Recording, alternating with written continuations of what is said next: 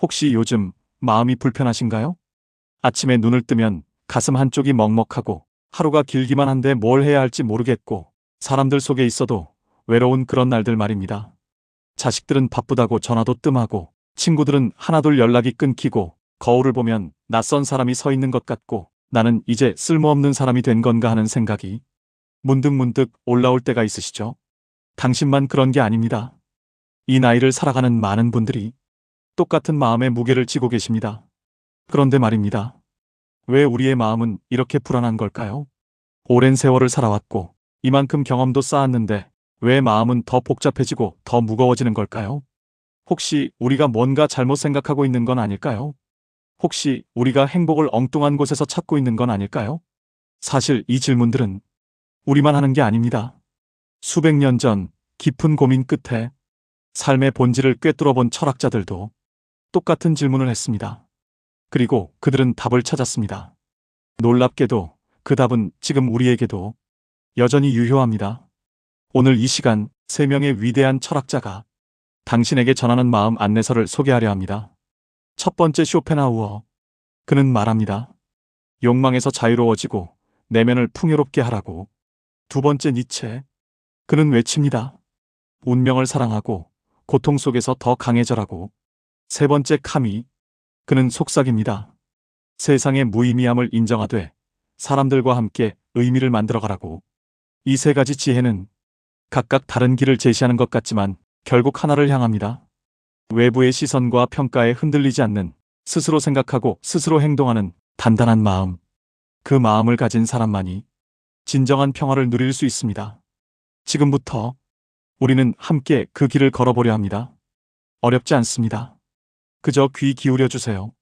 그리고 당신의 삶을 떠올려 보세요. 당신의 마음에도 평화가 찾아올 것입니다. 자, 이제 시작해 볼까요?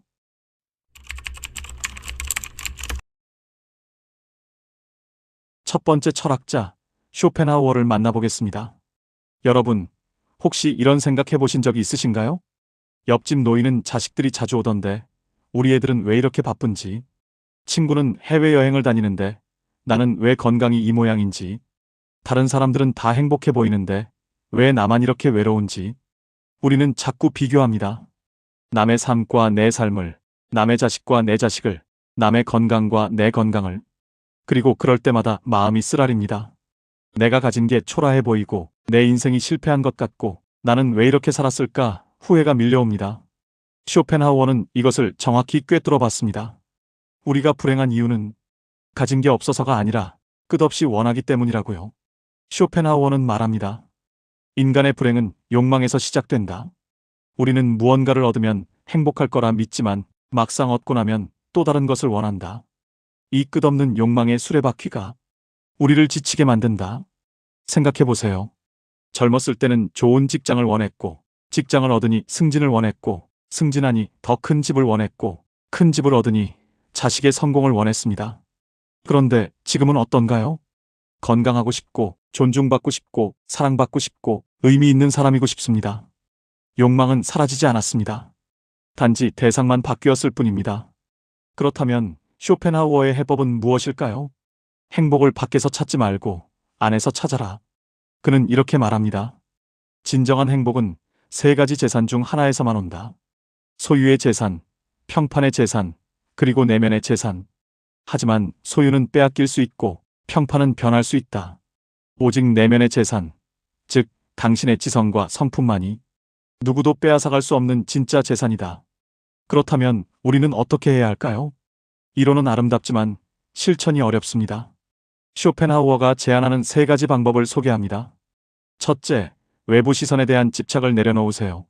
남들이 나를 어떻게 볼까? 남들이 나를 불쌍하게 여기진 않을까? 이런 걱정을 내려놓는 겁니다.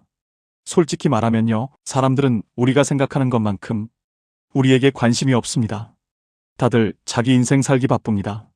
그러니 이제 남의 시선이 아니라 내 마음의 소리에 귀 기울이세요. 둘째, 내면의 재산을 늘리세요. 내면의 재산이란 무엇일까요? 어려운 게 아닙니다. 좋아하는 책을 읽는 시간, 아침 햇살을 느끼며 산책하는 시간, 오래된 음악을 듣는 시간, 손주 사진을 보며 미소 짓는 시간. 이런 작지만 확실한 행복들이 바로 내면의 재산입니다. 한 가지만 시작해보세요. 매일 아침 30분, 오직 나를 위한 시간. 커피 한 잔 마시며 창밖을 보거나, 좋아하는 시 한 편을 소리내어 읽거나, 일기를 쓰거나, 이 시간이 쌓이면 당신 안에 아무도 건드릴 수 없는 풍요로운 세계가 만들어집니다. 셋째, 고독을 친구로 삼으세요. 쇼펜하우어는 말합니다. 혼자 있을 수 있는 사람만이 진정으로 자유롭다고요. 고독은 문을 걸어 잠그고 펑펑 우는 외로움이 아닙니다. 고독은 외부의 소음을 차단하고 가장 솔직한 나 자신과 만나는 귀한 시간입니다. 이 시간을 통해 내가 진정으로 원하는 것이 무엇인지 깨닫고 스스로에게 만족하는 법을 배울 수 있습니다. 혼자 있는 게 불편하고 무섭다면 그건 아직 내가 나와 친해지지 못했다는 뜻입니다. 오늘 저녁 혼자 조용히 앉아보세요. 아무것도 하지 마세요. 그저 숨 쉬고 생각하고 느끼세요. 처음엔 어색하겠지만 차츰 편안해질 겁니다. 그리고 어느 순간 깨닫게 됩니다. 아, 나는 혼자서도 괜찮구나. 쇼펜하우어의 지혜를 정리하겠습니다. 행복은 얼마나 많이 가졌느냐가 아니라 얼마나 적게 원하느냐에 달려 있습니다. 남과 비교하며 괴로워하지 마세요. 남의 인정을 구걸하지 마세요. 당신 안에는 이미 충분한 가치와 아름다움이 있습니다. 그것을 발견하고 가꾸는 것, 그것이 노년의 평화입니다. 쇼펜하우어는 이렇게 말했습니다. 노년은 비로소 욕망의 노예에서 벗어나 자유로운 존재가 되는 시기다. 맞습니다. 이제 우리는 자유로울 수 있습니다. 증명할 것도 없고 얻을 것도 없습니다. 그저 있는 그대로의 나로 살아가면 됩니다. 그것이 쇼펜하우어가 전하는 첫 번째 지혜입니다.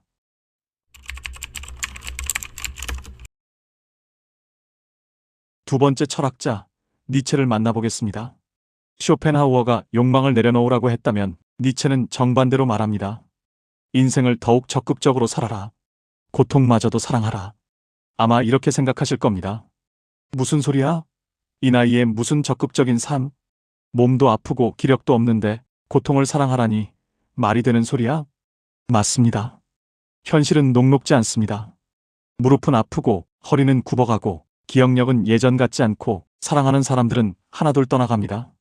이런 현실 앞에서 적극적으로 살아라는 말은 너무 가혹하게 들립니다.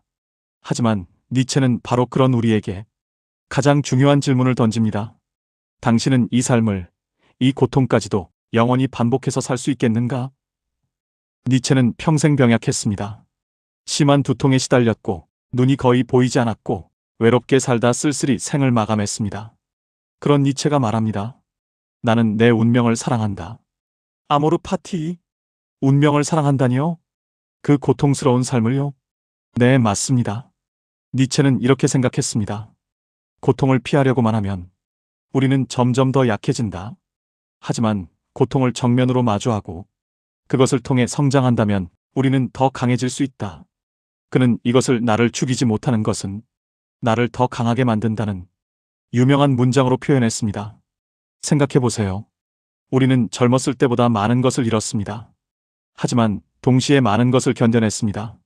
남편의 병수발, 자식의 방황, 경제적 어려움, 몸의 통증, 이 모든 것을 견뎌낸 당신은 이미 강한 사람입니다. 니체는 묻습니다. 이제 그 강함을 인정하고 남은 인생을 능동적으로 살아갈 것인가? 아니면 과거의 상처만 붙잡고 희생자로 살아갈 것인가? 니체의 철학을 우리 삶에 적용해 봅시다. 첫째, 과거가 아닌 미래에 집중하세요. 그때 그렇게 하지 말걸. 그때 그 선택을 안 했더라면. 이런 후회는 우리를 과거의 포로로 만듭니다. 니체는 말합니다. 과거를 바꿀 수는 없지만 과거의 의미는 바꿀 수 있다고. 그 힘든 시간들이 있었기에 지금의 내가 있습니다. 그 고통이 있었기에 지금 타인의 아픔을 이해할 수 있습니다. 과거를 후회로 보지 말고 성장의 발판으로 바라보세요. 그리고 이제 질문을 바꾸세요. 그때 왜 그랬을까? 가 아니라 이제 나는 무엇을 할 수 있을까? 둘째, 작은 것부터 새로운 시도를 하세요. 이 나이에 새로운 걸 배워서 뭐하나? 많은 분들이 이렇게 말씀하십니다. 하지만 70세에 수영을 배운 분이 있습니다. 80세에 유튜브를 시작한 분도 있습니다. 90세에 그림을 그리기 시작한 분도 있습니다. 중요한 건 거창한 일이 아닙니다. 매일 아침 맨손 체조 10분, 일주일에 책 한 권 읽기, 한 달에 새로운 장소 한 곳 가보기, 이런 작은 시도들이 당신에게 성취감을 줍니다. 나는 아직도 배우고 성장할 수 있구나. 나는 아직도 새로운 일에 도전할 수 있구나. 이 깨달음이 당신을 다시 살아있게 만듭니다. 셋째, 고난을 회피하지 말고 받아들이세요. 무릎이 아프면 왜 나만 이렇게 아플까 한탄하기 쉽습니다. 하지만 니체라면 이렇게 말할 겁니다. 이 통증이 나에게 무엇을 가르치는가? 이 상황에서 나는 어떻게 성장할 수 있는가? 통증은 우리에게 몸을 아끼라고 말합니다. 느린 걸음은 우리에게 주변을 더 자세히 보라고 말합니다. 고독은 우리에게 내면을 들여다보라고 말합니다. 모든 고난에는 의미가 있습니다. 그 의미를 찾는 사람만이 고난을 성장의 기회로 바꿀 수 있습니다. 니체는 이것을 운명의 아모르 파티라고 불렀습니다. 내 삶의 모든 순간을, 좋은 일도 나쁜 일도 다 사랑하는 것. 그것이 진정한 강함입니다. 니체의 지혜를 정리하겠습니다.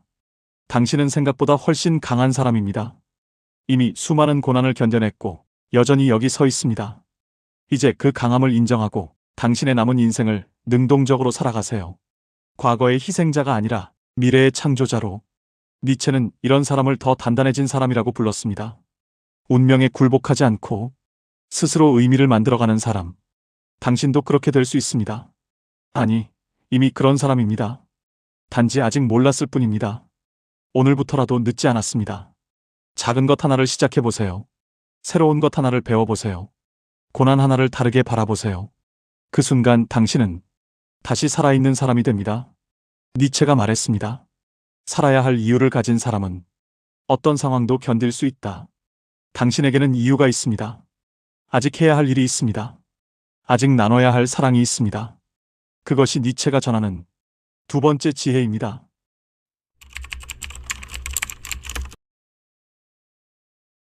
세 번째 철학자 카밀을 만나보겠습니다. 쇼펜하우어는 내면으로 들어가라 했고 니체는 스스로 강해지라고 했습니다. 그런데 솔직히 말씀드리면 혼자만으로는 힘들 때가 있습니다.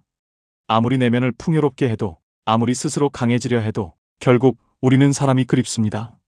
말동무가 그립고, 함께 밥 먹을 사람이 그립고, 내 이야기를 들어줄 사람이 그립습니다. 특히 이런 생각이 들 때가 있습니다. 이 모든 게 무슨 의미가 있나? 결국 나도 죽고 다 사라지는데 왜 이렇게 애쓰며 살아야 하나? 새벽에 잠이 깨서 어둠 속에 누워있으면 이런 질문들이 밀려옵니다. 인생의 무의미함, 모든 것의 덧없음. 카밀은 이것을 부조리라고 불렀습니다. 세상에는 명확한 의미도 없고 정해진 목적도 없고 우리가 왜 태어났는지도 모르는 상태. 왜 이런 일이 나한테 일어나는 거지? 왜 좋은 사람이 먼저 떠나는 거지? 왜 세상은 이렇게 불공평한 거지? 답이 없습니다. 세상은 원래 그렇습니다. 하지만 카밀은 여기서 멈추지 않았습니다. 카밀은 그리스 신화의 이야기를 들려줍니다. 시지프스라는 사람이 있었습니다. 그는 신들의 노여움을 사서 산 꼭대기까지 바위를 밀어 올리는 벌을 받았습니다. 그런데 바위가 정상에 도달하면 다시 아래로 굴러떨어집니다. 그러면 시지프스는 다시 내려가서 또 바위를 밀어 올립니다. 영원히, 끝없이, 의미 없이, 완벽한 부조리입니다. 그런데 카밀은 놀라운 말을 합니다. 시지프스는 행복하다고. 왜 행복할까요? 카밀은 말합니다. 시지프스는 자신의 운명을 받아들였다. 그리고 그 무의미한 일에 스스로 의미를 부여했다. 바위를 미는 그 순간순간에 자신의 존재의 이유를 찾았다. 우리 인생도 비슷합니다. 매일 밥 먹고 잠자고 일어나고 매일 통증을 견디고 약을 먹고 병원에 가고 반복됩니다. 그런데 카밀은 묻습니다. 그렇다면 우리는 어떻게 해야 하는가? 의미 없다고 포기할 것인가? 아니면 스스로 의미를 만들 것인가? 그의 답은 명확합니다. 우리는 스스로 의미를 창조해야 한다. 그리고 그 창조는 혼자가 아니라 사람들과 함께할 때 가능하다. 카미의 철학을 우리 삶에 적용해 봅시다. 첫째, 사람들과 연결되세요. 고독도 중요하지만 고립은 위험합니다. 카미는 연대를 강조했습니다. 함께한다는 것, 서로 돕는다는 것. 복지관에 나가보세요. 경로당에 들러보세요. 동네 산책길에서 아는 사람에게 먼저 인사해보세요. 온라인도 좋습니다. 손주와 영상통화를 하거나 같은 취미를 가진 사람들과 온라인 모임을 만들어보세요. 중요한 건 완벽한 관계가 아니라 연결되어 있다는 느낌 자체입니다. 혼자가 아니라는 것, 누군가 내 안부를 궁금해한다는 것, 내가 누군가에게 필요한 존재라는 것, 이것이 삶의 의미를 부여합니다. 작은 모임 하나만 있어도 삶은 달라집니다. 다음 주 화요일에 친구들을 만나. 이 한 문장이 일주일을 버티게 합니다. 둘째, 누군가에게 도움이 되는 일을 하세요. 나는 이제 쓸모없는 사람이야. 정말 그럴까요? 당신에게는 평생 쌓아온 경험과 지혜가 있습니다. 봉사활동을 시작해보세요. 거창한 게 아니어도 됩니다. 동네 도서관에서 책 정리 돕기, 복지관에서 아이들에게 옛날 이야기 들려주기, 혼자 사는 이웃에게 반찬 나눠주기, 아니면 온라인에서 같은 고민을 하는 사람에게 위로의 댓글 하나 남기는 것도 좋습니다. 한 70대 할머니가 있었습니다. 매주 병원에서 아픈 아이들에게 그림책을 읽어주는 봉사를 했습니다. 그분이 말씀하셨습니다. 아이들의 웃는 얼굴을 보면 내가 아직도 필요한 사람이라는 걸 느껴요. 그게 나를 살아있게 만들어요. 셋째, 작은 일상에서 새로운 목표를 만드세요. 카미는 말했습니다. 목표는 멀리 있지 않다. 오늘을 충실히 사는 것이 목표다. 거창한 꿈이 아니어도 됩니다. 올해 안에 책 12권 읽기, 매일 아침 스트레칭 10분 하기, 분기마다 손주들 사진첩 정리하기, 한 달에 한 번 새로운 장소 가보기. 이런 작은 목표들이 당신의 하루하루에 방향을 줍니다. 그리고 하나씩 이룰 때마다 나는 아직 할 수 있어라는 확신이 쌓입니다. 한 80대 할아버지는 매일 동네를 걸으며 쓰레기를 줍는 것을 목표로 삼았습니다. 내가 줍는 쓰레기 하나하나가 동네를 조금씩 깨끗하게 만들어요. 작은 일이지만 의미 있는 일이에요. 세상을 바꿀 필요는 없습니다. 내 주변을 조금 나아지게 만드는 것, 그것으로 충분합니다. 넷째, 부조리를 인정하되 굴복하지 마세요. 왜 이런 일이 나한테? 이 질문에 답은 없습니다. 세상은 원래 불공평하고 원래 이해할 수 없습니다. 하지만 카미는 말합니다. 부조리를 인정하는 것과 부조리에 굴복하는 것은 다르다. 우리는 답 없는 세상을 살지만 그 안에서 우리만의 답을 만들 수 있습니다. 고통이 찾아와도 상실이 반복되어도 우리는 계속 일어서고 계속 사랑하고 계속 의미를 만들어갑니다. 그것이 바로 카미가 말하는 반항입니다. 포기하지 않는 것, 계속 살아가는 것, 그 자체가 승리입니다. 카미의 지혜를 정리하겠습니다. 삶의 의미는 주어지는 게 아니라 우리가 만들어가는 것입니다. 그리고 그 의미는 혼자가 아니라 함께할 때 더 빛납니다.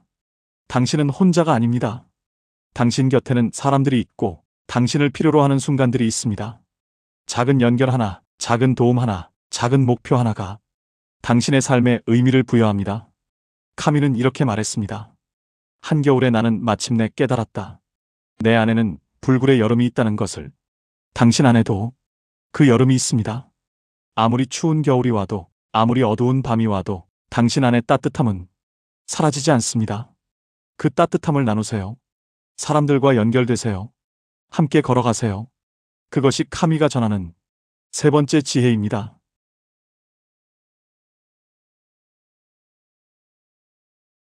자, 이제 우리의 여정을 마무리할 시간입니다. 오늘 우리는 세 명의 철학자를 만났습니다. 쇼펜하우어는 말했습니다. 욕망에서 자유로워지고 내면을 풍요롭게 하라. 니체는 외쳤습니다. 운명을 사랑하고 고통 속에서 더 강해져라. 카미는 속삭였습니다. 부조리 속에서 희망을 창조하고 함께 걸어가라. 세 가지 서로 다른 길처럼 보이지만 사실 이들은 하나를 향하고 있습니다. 그것은 바로 이것입니다. 외부의 시선과 평가에 흔들리지 않고 스스로 생각하고 스스로 행동하는 단단하고 자유로운 마음. 쇼펜하우어가 가르쳐준 내면의 평화, 니체가 보여준 능동적인 삶의 자세, 카미가 전한 연대와 의미 창조. 이 세 가지가 함께할 때 우리는 진정한 평화를 얻습니다. 더 이상 남과 비교하지 않고, 더 이상 과거에 매몰되지 않고, 더 이상 혼자라고 느끼지 않는 그런 평화 말입니다. 오늘 당장 모든 것을 바꿀 필요는 없습니다. 작은 것 하나만 시작하세요. 오늘 저녁 창밖을 보며 5분만 나를 위한 시간을 가져보세요. 내일 아침 거울 속 나에게 오늘도 수고했어 한마디 건네보세요. 이번 주 오래된 친구에게 먼저 연락 한번 해보세요. 이런 작은 실천들이 쌓이면 당신의 삶은 조금씩 달라집니다. 기억하세요. 가장 행복한 노년은 누군가가 되려고 애쓰는 삶이 아니라 있는 그대로의 나로 사는 삶입니다.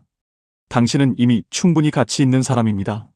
당신은 이미 충분히 강한 사람입니다. 당신은 이미 충분히 사랑받을 자격이 있는 사람입니다. 이제 그것을 믿으세요. 그리고 당신만의 속도로, 당신만의 방식으로 하루하루를 살아가세요. 오늘 이 시간 당신은 이미 용기 있는 첫걸음을 내디뎠습니다. 끝까지 들어주셔서 감사합니다. 당신의 남은 인생에 평화와 기쁨이 가득하기를 진심으로 바랍니다. 다음은 오늘의 보너스입니다. 오디오북을 들으신 후 다음 중 하나만 실천해 보세요. 조금 달라진 당신을 만나게 될 겁니다. 쇼펜하우어의 지혜 실천하기. 매일 30분 나만의 시간 갖기. 남의 시선 신경 쓰는 순간 알아차리기. 좋아하는 책이나 음악 하나 정하기. 니체의 지혜 실천하기. 과거 후회를 성장의 발판으로 재해석하기. 마이너스 이번 주 작은 도전 하나 시도하기. 나는 할 수 있다. 매일 한 번 말하기. 카미의 지혜 실천하기. 이번 주 한 사람과 연락하기.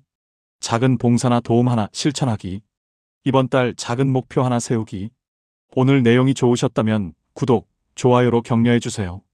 더 좋은 내용으로 찾아뵙겠습니다.